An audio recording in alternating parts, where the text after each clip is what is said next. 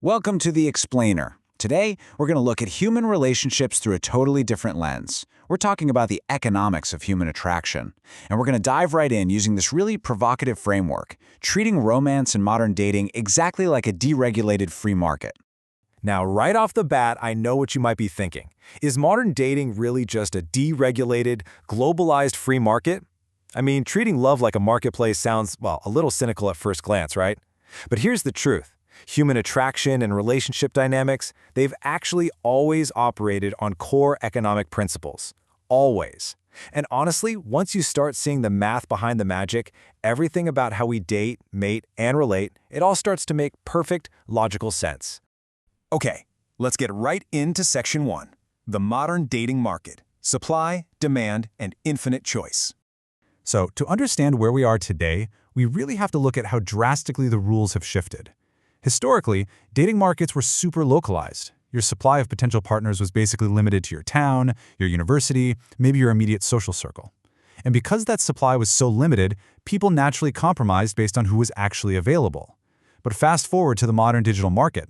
Today, technology, hyper-accelerated by dating apps and social media, has created this massive, globalized market. The perceived supply is virtually infinite. And in economics, when supply feels infinite, something fascinating happens to demand. It heavily consolidates. You can see how that demand aggressively skews toward the top percentile of profiles. We're talking about the folks who are the most visibly attractive, wealthy, or charismatic. This creates what we call an extremely asymmetric market. Basically, a tiny minority of participants gets the vast majority of the attention. Meanwhile, the rest, they're left facing total market stagnation. It's tough out there. To even compete in this environment, you have to find a way to differentiate yourself from that baseline supply. Which brings us to Section 2, the cost of the chase, wasting your romantic capital. So why is navigating this highly asymmetric market so incredibly exhausting? Well, it comes down to a fundamental concept in economics: opportunity cost. By definition, opportunity cost is the value of the next best alternative that you forfeit when making a decision. Keep this framework in the back of your mind, because it is exactly why bad dating habits are so destructive to your personal value. Let's apply this directly to your dating life. Every single hour you spend endlessly swiping, entertaining low-effort conversations, or, worst of all, staying in a misaligned, toxic relationship, that's capital. It's your time, your energy, and your emotional bandwidth being diverted away from compounding your own value. The real opportunity cost of a toxic relationship isn't just the immediate stress you feel. It's the professional growth, the peace of mind, and the potential for a genuinely healthy partnership that you totally missed out on while you were busy managing that toxicity. Section 3. Law of diminishing returns. Misallocated self-improvement. You see, recognizing that loss of capital often pushes people straight into self-improvement mode, but they make massive strategic errors along the way. The biggest culprit for self-improvement burnout? The law of diminishing returns. This economic law states that beyond a certain point, investing more resources into a single area yields progressively smaller gains. This right here is why people get so incredibly exhausted trying to become a quote-unquote better catch. To put that into perspective, let's look at how this plays out in real life.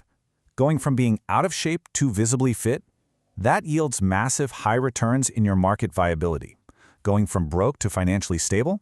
Absolute game changer. But contrast that with the diminishing returns of taking things to the extreme. Going from fit to a single-digit body fat bodybuilder requires grueling exponential effort, but it yields almost zero, or sometimes even negative, marginal dating returns.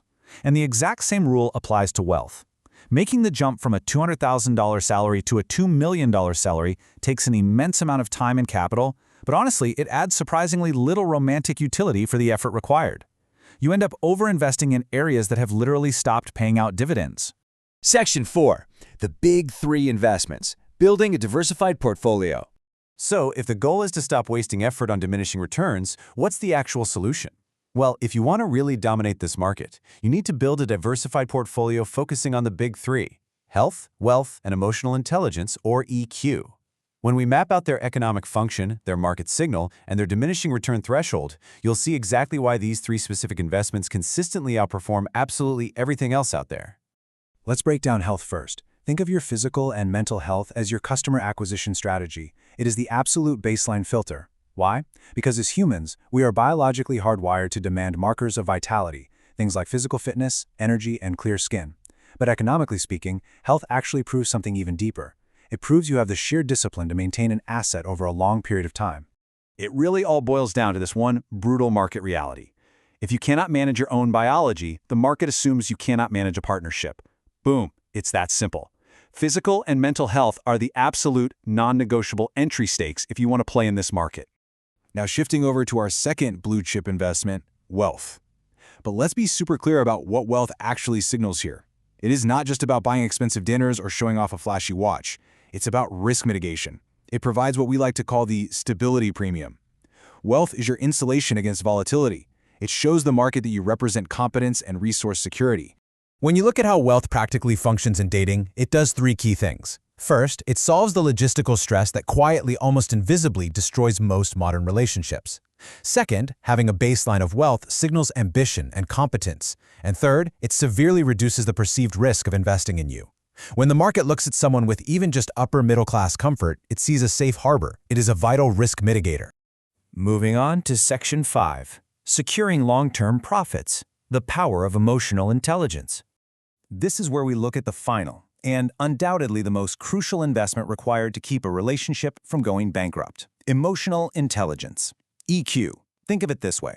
If health and wealth are your customer acquisition strategies, EQ is entirely about customer lifetime value. It is your ultimate retention mechanism. So many people out there can acquire a partner. They use their health and their wealth to get their foot in the door. But then they go completely bankrupt trying to keep that partner because they completely lack EQ. So, what does a high EQ asset actually look like in practice?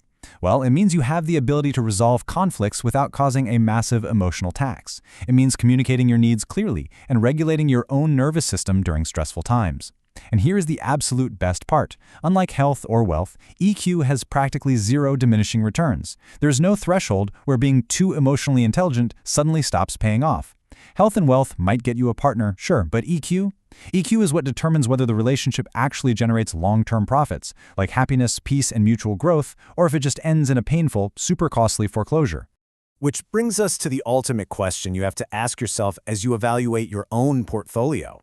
Are you spending too much capital trying to acquire a partner and not enough time becoming an asset worth retaining? Really think about where your time, energy, and resources are going right now. Are you endlessly chasing diminishing returns, or are you actually compounding your long-term value? Thanks so much for joining me for this explainer, and I'll leave you to rethink your own romantic portfolio strategy.